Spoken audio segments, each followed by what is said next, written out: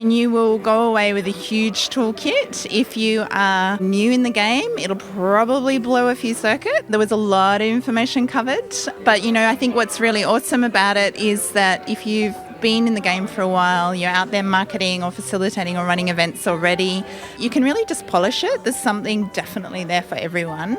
This was my first time doing any of Christian's workshops. I really loved actually the thoroughness. He's put in a lot of time to really cover a lot of information, really well presented and digestible for me.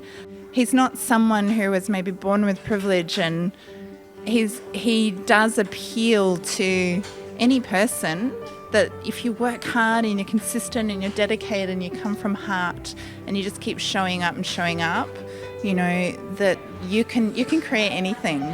And so it's very clear to me with him as a role model in the world that he is creating anything. Very committed to his work. He's very committed to helping people and sharing what's working in his world.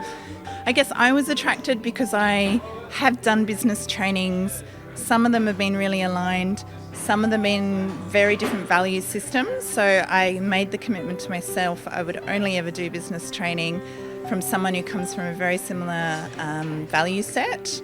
And in many ways, he's like the male version of what I do. So I love that. Yeah.